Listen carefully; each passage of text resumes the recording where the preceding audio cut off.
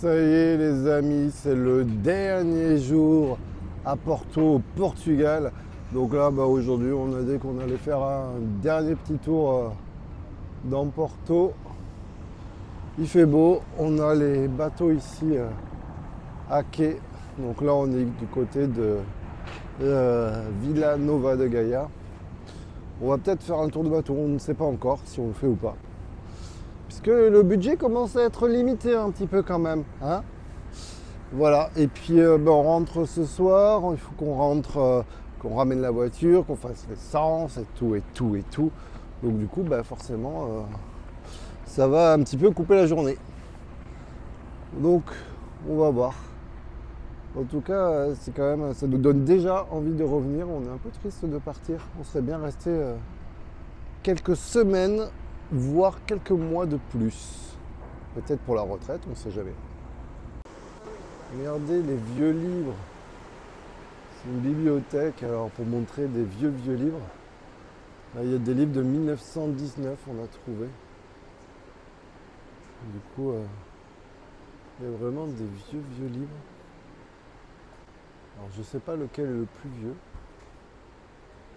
Alors, c'est impressionnant. 1911 celui-ci. Le Cosmos. 1950. Il y a des vieux livres là aussi. Ah, c'est très bon ça, les acronymes. Ah si, on peut monter. Il y a les filles qui sont là-haut, regardez. C'est magnifique ce bâtiment. Il est vraiment magnifique. On a l'impression d'être dans un palais, un château. Regardez.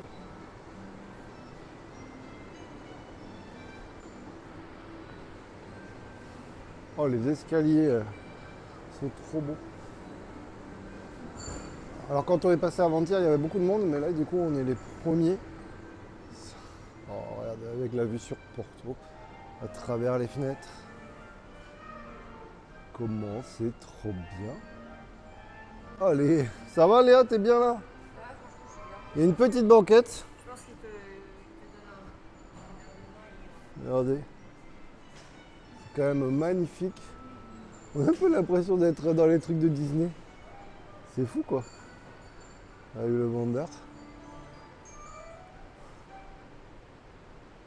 Ah tu vois, à 11 h, il y a un mec qui fait de l'orgue. Ah, attention.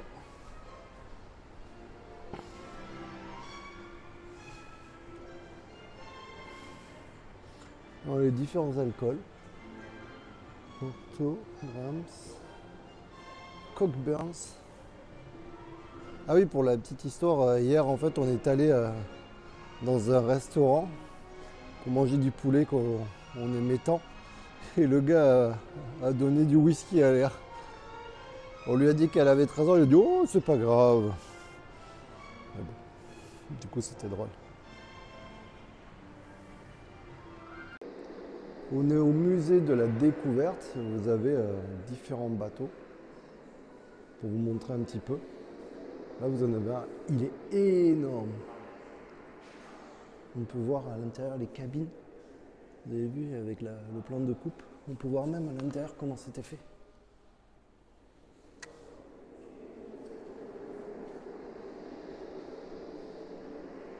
Allez, on continue. Donc du coup, on est allé dans un musée de la découverte du monde.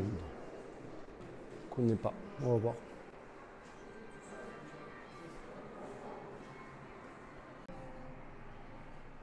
Donc là, on est toujours dans le musée. Ah, on reconnaît des trucs, la patate douce, le gingembre, les épices. Ça, c'est ce qu'ils arrivaient à ramener des différents voyages. Ça, je ne sais pas du tout ce que c'est, ces trucs-là. On dirait, ouais, des tomates séchées, peut-être. De la cannelle. Ils pouvaient aussi ramener ça dans les cales, mais non. Un rhinocéros, c'est un truc de fou quand même. Mettez ça dans les bateaux. Des œufs sûrement d'autruche. les défenses d'éléphants. Puis là, on avait les épices, le poivre, le piment, la cannelle, les clous de girofle. C'est intéressant et en fait, je vous montre, à chaque fois, il y a une explication avec le français. Ici, on a les armures. Je savais pas que les armures, en fait, ça allait jusqu'au doigt. J'avais jamais fait gaffe que ça pouvait aller jusqu'au doigt. Donc on a les armures, les épées, hein, les casques, les armes comme celle-ci là. Celle-ci là qui devait me faire bien mal. Celle-là, elle devait faire encore plus mal. Le canon.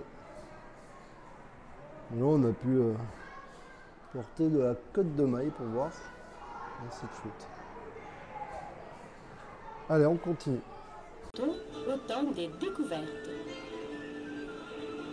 Homme de la caravelle, que venez-vous chercher ici? Si ce sont des épices et des pierres précieuses, vous êtes dans la bonne ville. De nos jours, tous les chemins mènent à Lisbonne. Grâce à notre bien-aimé roi Manuel le Fortuné, elle est en permanente construction. C'est ici que naît la Ribeira das Naves, pôle des principaux chantiers navals de l'Empire océanique portugais.